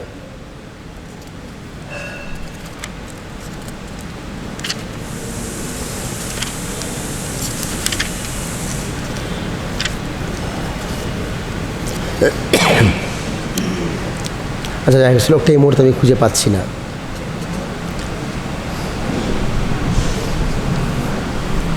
তো ওখানে আরেকবার নিয়ে গিয়েছে, নিয়ে যাওয়ার পর আবার কিছুদিন বাদে উইন্টার ভ্যাকেশনে নিয়ে এসছে, না পূজা ভ্যাকেশন, সামার ভ্যাকেশনের পর কী আসবে, পূজা ভ্যাকেশনে মাঝে একবার নিয়ে এসছে। জিজ্ঞেস করলো, প্রহ্লাদ, কী শিখেছ? শ্রবণম কীর্তনম বিষ্ণু স্মরণম পাদ সেবনম অর্চনম বন্দনম দাস্যম সখ্য আত্মনিবেদনম ইতি পুংসা পিতা বিষ্ণু ভক্তিচ্ছেদ নবলক্ষণা ক্রিয়েতে ভগবতী অধ্যা তন্মন্য অদিতুত্তম। আবার একটা শ্লোক বলে দিয়েছে, আবার ছুঁড়ে ফেলে দিয়েছে। আবার এগিয়ে গেছে। তৃতীয়বার যাওয়ার সময় বলে দিল যে দেখো এই যে ছেলেটা কে শেখাচ্ছে এগুলো, কে শেখাচ্ছে? তো ষণ্ড অমরকে বলে দিল দেখো ওকে নিয়ে যাচ্ছ নিয়ে যাও, কিন্তু মনে রেখো সে যেন ওই তোমাদের গুরুকুলে যেন কোনো ছদ্মবেশী বৈষ্ণব না ঢুকে যায়। কে বলছে এটা? এটা শ্লোকে আছে, আমি সেই শ্লোকটাই খুঁজছিলাম, পাচ্ছি না, কালকে বলেছি আমরা। প্রহ্লাদ ষণ্ড অমরকে হিরণ্যকশিপু বলছে সাবধান, একে তো অনেক প্ল্যান করে পরিবর্তন করা যাচ্ছে না। আমার মনে হয় যে তোমাদের গুরুকুলে কোনো ছদ্মবেশী বৈষ্ণব ঢুকে যাচ্ছে। তার মানে ইউথ প্রিচিংটা সত্যযুগেও ছিল না? কলেজ প্রচার। আমাকে শুভময়বাবু বলছিলেন যে প্রভু জেইউ সেটা সাক্ষাৎ নরক, বলছিলেন না তুমি? ওইখানে গিয়ে প্রিচিং করা যে কত টাফ, যারা যায় তারা জানে। তাহলে সেই নারদমুনিটাকে প্রেমানন্দ প্রভু, হ্যাঁ পালিয়ে গেছে প্রেমানন্দ প্রভু, সেই নারদমুনি কীভাবে জেইউর মধ্যে ঢুকলো আর তোমাদেরকে ওখান থেকে বের করে আনলো। কারা কারা জেইউ থেকে আছে? মানে কেউ নেই? আগে, এখন আর চলছে না। তোমরা সব কোথায় কোথায় আছো সবাই? কোন কোন কলেজ? সিইউ সবই এরকম, প্রতিটা কলেজ, হোস্টেল, হ্যাঁ, ইউনিভার্সিটি সব এখন ওরকম। দেখে মনে হয় ওপর থেকে খুব সুন্দর রংচং, হ্যাঁ, ভেতরটা করাপ্টেড, পুরো করাপ্টেড। পড়াশোনা হয় না, খালি ইউনিয়ন অমুক তমুক। তো দৈত্য বালকদের প্রতি প্রহ্লাদের দু একটা উপদেশ বলছি, হ্যাঁ, একটা শ্লোক তো প্রথমেই বললাম। তো প্রহ্লাদ মহারাজ বললেন মনুষ্য জীবন ভগবদ্ধামে ফিরে যাওয়ার সুযোগ প্রদান করে, তাই প্রতিটি মানুষের, আচ্ছা ভুল বললাম, একটুখানি বলে দিই মাঝে একটা। তৃতীয়বার যখন প্রহ্লাদকে নিয়ে গেল কোথায়, আবার গুরুকুলে নিয়ে গেল, তো প্রহ্লাদ তখন চিন্তা করলো যে আমি আর পরে সুযোগ পাবো কি পাবো না, এখন আমি যা শিখেছি তা আমার বন্ধুদেরকে আবার বলবো। অনেক সময় কি হয়, কোনো ব্রহ্মচারীকে ব্রহ্মচারী হতে এসেছে বা আসতে চাইছে ব্রহ্মচারী হতে, বাবা মা ভক্ত নয়, তো ব্রহ্মচারী হতে চাইছে। এখন ছেলেটা বলছে, মা বাবা বলছে তোকে মন্দিরে যেতে হবে না, তোর জন্য বাড়িতে সব কিছু বানিয়ে দেবো, আলাদা সিংহাসন বানিয়ে দেবো, ঠাকুর ঘর বানিয়ে দেবো, রান্নাঘর বানিয়ে দেবো, হ্যাঁ, তুই তোর মতো করবি, আমরা আমাদের মতো থাকবো। তো সেটা কি বাবা মা নিজের পায়ে নিজে কুড়ুল মারে না ঠিক করে? বাবা মা নিজের পায়ে নিজে কুড়ুল মারে। ওরা ভক্ত তো চায়নি, কিন্তু ছেলেটাকে জোর করে বাড়িতে নিয়ে গেল। তারপরে ছেলের কৃপায় বাবা মাও একদিন ভক্ত হয়ে যায় না? তোমাদের শুভময় প্রভু তার প্রমাণ। হ্যাঁ, প্রভু আগে ভক্ত হয়েছে, তারপরে প্রভুর বাবা, তারপর অনেক পরে প্রভুর মা। এখনও প্রভুর মাকে জিজ্ঞেস করলে সরাসরি বলে দেয় আমার এসব ভক্তি রক্তি নেই, ও করেছে বলে করছি আমি, ডাইরেক্ট বলে দেয়। প্রভুর বাবা খুব ভালো, কিন্তু প্রভুর মা ডাইরেক্ট বলে দেবে আমার এসব ভক্তি রক্তি নেই। ছেলেটা গেছে বলে আমি বাধ্য হয়ে করছি, দীক্ষা হয়ে গেছে, বাস্তব। তো এরকম গুরুকুলে নিয়ে গেল বটে, কিন্তু গুরুকুলে নিয়ে গিয়ে কি হলো, হিতে বিপরীত হলো। সব দৈত্য বালকদেরকে প্রহ্লাদ ভক্ত বানিয়ে দিল। তাই প্রচার করতে গেলে নির্ভীক হতে হবে, ভয় পেলে হবে না। সাথে কে আছে? কৃষ্ণ আছে। মনুষ্য জীবন ভগবদ্ধামে ফিরে যাওয়ার সুযোগ প্রদান করে, তাই প্রতিটি মানুষের কর্তব্য ভগবান শ্রীবিষ্ণুর পাদপদ্মের সেবায় যুক্ত হওয়া। এই ভগবত ভক্তি স্বাভাবিক, কারণ ভগবান বিষ্ণু সকলেরই পরম প্রিয়, পরমাত্মা এবং পরম সুহৃদ। প্রহ্লাদ মহারাজ বলেন, হে দৈত্যকুলের বন্ধুগণ, দেহের সঙ্গে ইন্দ্রিয়ের বিষয়ের সংযোগবশত যে ইন্দ্রিয়ের সুখ, তা যে কোনো জনিতেই পূর্বকৃত কর্ম অনুসারে লাভ হয়ে থাকে। পশু পাখি যাই হই না কেন, লাভ হবে। এই প্রকার সুখ আপনা থেকেই কোনো না কোনো প্রচেষ্টা ছাড়াই লাভ হয়। ঠিক যেমন বিনা প্রয়াসে দুঃখ লাভ হয়। কেউ দুঃখের জন্য চায়, দুঃখ তো পাই। সে সুখের জন্য না চাইলেও সময় মতো সুখ আসবে। আমরা যদিও চাইছি না গ্রীষ্মকাল, কিন্তু অটোমেটিক গরম পড়ে না। সকালবেলা যখন ঝড় উঠেছিল, বৃষ্টি হচ্ছিল, কি মনে হচ্ছিল আজকে উপবাসটা দারুণ হবে, ডনডনে রোদ, না চাইলেও আসবে। হ্যাঁ, সেরকম জীবনের সুখটাও না চাইতেই আসবে, দৌড়াদৌড়ি করার দরকার নেই। ইন্দ্রিয় সুখ অথবা অর্থনৈতিক উন্নতি সাধনের মাধ্যমে জড় সুখ ভোগের প্রয়াস করা উচিত নয়, কারণ তার ফলে বাস্তবিক কোনো লাভ হয় না, পক্ষান্তরে কেবল সময় এবং শক্তির অপচয় হয়। মানুষের প্রয়াস যদি কৃষ্ণ ভক্তির দিকে পরিচালিত হয়, তাহলে নিঃসন্দেহে আত্মোপলব্ধি চিন্ময় স্তর প্রাপ্ত হওয়া যায়। কত ছেলে একের পর এক চাকরির জন্য ফর্ম তুলছে আর ছিঁড়ছে আর ফেলছে, কিন্তু তার প্রয়াস যাচ্ছে না। কিন্তু যদি তাকে বলা হয় ব্রহ্মচারী হও, একটা জীবন কৃষ্ণকে দিয়ে দাও, এত পড়াশোনা করেছি, হরে কৃষ্ণ করবো বললে, এত পড়াশোনা করলাম, তো চাকরি করব না, চাকরি করতে দৌড়াচ্ছে। কী জন্য চাকরি করব? আমার টাকা দেখে একটা মেয়ে জুটবে, বিয়ে করবে, তারপরে আমার চাকরির টাকা, আমারই পরিশ্রম, কিন্তু লাঠি ঘোরাবে কে? উনি হচ্ছেন হোম মিনিস্টার। হ্যাঁ, খেটে মরবো আমি, ভোগ করবে উনি। এটাই তো নাকি বাস্তব, নাকি বাস্তব না? হ্যাঁ, মরো গিয়ে। তাই বলেছে, মানুষের প্রয়াস যদি কৃষ্ণ ভক্তির দিকে পরিচালিত হয়, তাহলে নিঃসন্দেহে আত্ম উপলব্ধি চিন্ময় স্তর প্রাপ্ত হওয়া যায়। অর্থনৈতিক উন্নতি সাধনে যুক্ত হওয়ার ফলে কোনো লাভ হয় না। অতএব জড়জগতে অবস্থানকালে পূর্ণরূপে সুযোগ্য ব্যক্তির কর্তব্য সৎ আর অসতের পার্থক্য নিরূপণ করে যে পর্যন্ত পরিপুষ্ট মানব শরীরটি রয়েছে, ততক্ষণ ভীত না হয়ে জীবনে চরম উদ্দেশ্য লাভের জন্য যত্নশীল হওয়া। বুড়ো হলে করবো এমন নয়, যতক্ষণ শরীরটা পরিপুষ্ট রয়েছে। প্রতিটা শব্দ পড়ো বাড়িতে, মানে পরে গিয়ে, খুব সুন্দর শিক্ষা। মানুষের আয়ু বড়জোর 100 বছর, খুব সুন্দর ব্যাখ্যা দেওয়া হয়েছে। মানুষের আয়ু বেশি 100 বছর, মাসে না 100 যদি ধরা হয় 100। কিন্তু যে অজিতেন্দ্রীয় ব্যক্তি তার 100 বছরের মধ্যে অর্ধেক অনর্থক অতিবাহিত করে, অজ্ঞানের অন্ধকারে আচ্ছন্ন হয়ে রাত্রিবেলা সে 12 ঘন্টা ঘুমিয়ে থাকে। আমরা 12 ঘন্টা ঘুমাই? 12 ঘন্টা ঘুমাই? ক ঘন্টা? 6 ঘন্টা। আর বাকি 6 ঘন্টা জব করতে গেলেও ঘুম, ক্লাসে বসেও ঘুম। তাহলে ওগুলো কাউন্টিং করা হবে না? হবে না। সব ধরলে দেখা যাচ্ছে ঘুরে ফিরে 12 ঘন্টাই হবে। কেন? জবের ঘুম, ক্লাসে ঘুম, এগুলো বাদ দিয়ে আরও ঘুম আছে। মোবাইল ঘাঁটাটাও ঘুম।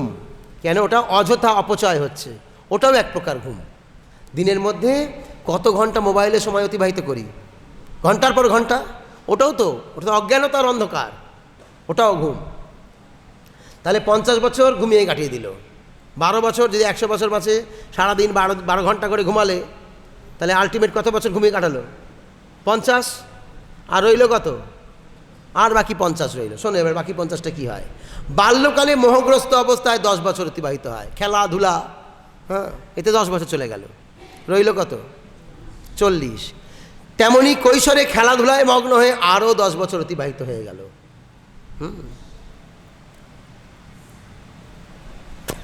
কত রকমের খেলা আছে, কত গেল? কত গেল? আর 30 রইল।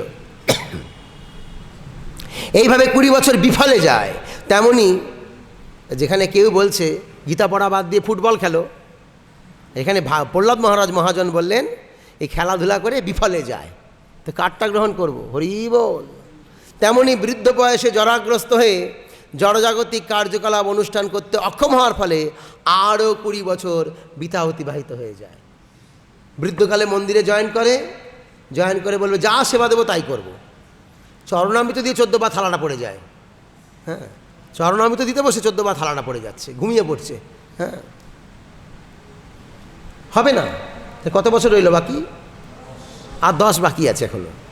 যার মন এবং ইন্দ্রিয় অসংযত, তার অতৃপ্ত কামনা এবং প্রবল মোহের ফলে পারিবারিক জীবনের প্রতি সে অত্যন্ত আসক্ত হয়। এই প্রকার উন্মত্ত ব্যক্তির বাকি জীবনটাও বিফলে যায়।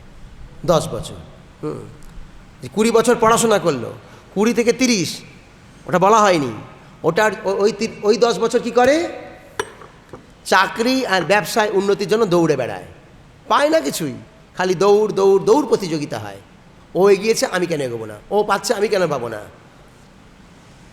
একটাই কারণ, আমি ভালো চাকরি করলে ভালো গাড়ি কিনবো, ভালো একটা গাড়ি কিনলে একটা ভালো মেয়ে আমার পেছনে এসে বসবে, হ্যাঁ, আমার পেটের ভেতরটা ধরে বসবে, আদর করবে, ইত্যাদি। কেবলই এটা যারা এই জড়জগতের বস্তুর প্রতি আসক্ত, তাদের মূল টার্গেট কি করে আমি জীবনটাকে উপভোগ করব।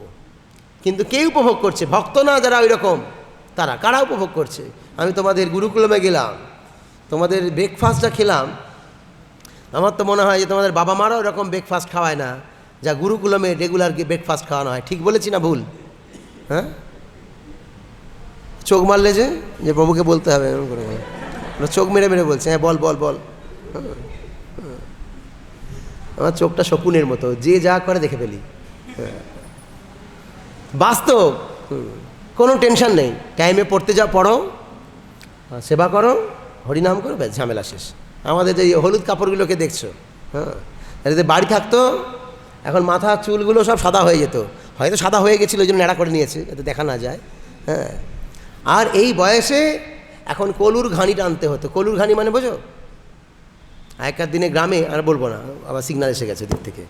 হ্যাঁ, কলুর ঘানি মানে সর্ষে দেওয়া হয়, সর্ষে, আর বলদগুলোকে মাড়াই করার জন্য একটা দণ্ড দিয়ে ঘোরানো হয়। হ্যাঁ, তো গরুর খাবার কি খোল? খোল খায় না গরু? সর্ষের খোল খায় তো। এত মাড়াই করে কিন্তু খোল খেতে পারে না, একটুখানি হয়তো খড়ের মধ্যে মিশিয়ে দেবে খোল। কিন্তু ওরা মনে করে যে এই সর্ষের খোল যত বেরোবে সব আমরা খাবো। তো তাই আমাদের জীবনটা, আমরা এত কিছু করছি, মনে করছি যত ভোগ করবো সব আমিই তো ভোগ করবো। কিন্তু তুমি কতটুকু ভোগ করবে? কতটুকু? সকালবেলা ঘুম থেকে উঠে 1 কাপ গরম গরম খেয়েছে। কি খেয়েছে? গরম গরম 1 কাপ ঝাড় খেয়ে, চা খায়নি, গরম। কি ঘুম থেকে উঠবে না নাকি? বাজার যাবে না নাকি? সকালবেলা ঘুম থেকে উঠেই ঝাড়, গরম গরম চা না, ঝাড়। তারপরে বাজার যদি করে নিয়ে আসলে বেগুনটা যদি পোকা বেরিয়েছে, ছুঁড়ে মুখে মারবে। হ্যাঁ, এটা বেগুন, আগুনের মতো ব্যবহার করবে বেগুন দিয়ে। তারপরে কি হবে? হয় না এগুলো? প্রভুরা যারা গৃহস্থ তারা বুঝতে পারছে এটাই হয়। তারপরে কোনো রকমে আপনাকে রান্না করে দিল, খেয়ে আপনি অফিস গেলেন। যদি কলকাতায় কেউ দেখেছে মিনি বাসগুলো ভর্তি, সিট নেই। হ্যাঁ, তারপরে ওই কী বল, লোকাল ট্রেনগুলো ভর্তি, সিট নেই। প্রভু ওইদিকে রেখে দিন, ওইদিকে রেখে দাও তো নিয়ে গিয়ে। তো সেই অবস্থায় ওই দুলে দুলে যায়, ঘাড় ব্যথা হয়ে যায়, স্পন্ডালাইটিস নামক নতুন এক অলঙ্কার, ঘাড়ে বেল্ট। এত কিছু করার পরেও যখন বাড়িতে আসে, মুখটা তোলো হাঁড়ির মতো। তারপরে আপনি এত পরিশ্রম করে টাকা আনবেন, ছেলে বলবে আমি জিমে ভর্তি হব, 6 প্যাক বানাতে হবে, বাবা টাকা দাও। মেয়ে বলবে আমি বিউটি পার্লারে যাব, বাবা টাকা দাও। স্ত্রী বলবে নোয়া বাঁধিয়েছি সোনা দিয়ে, টাকা দাও। যা আনবে মাসের 15 তারিখের মধ্যে শেষ, বাকি 15 দিন কীভাবে চলবে? তখন তাকে ওটি করতে হয়, এক্সট্রা ইনকাম। দিনের বেলায় চাকরি, রাত্রিবেলা নাইট গার্ড আনতে হবে তো, 15 দিন চলবে কি করে? এত কিছু পরেও লাস্টে ছেলে মেয়ে বলবে তোমরা আমার জন্য কি করেছো? আমি নিজের পায়ে দাঁড়িয়েছি, ব্যাস জিঙ্গালা লাহু। এবার কোথায় যাবে? এবার কোথায় যাবে বলো?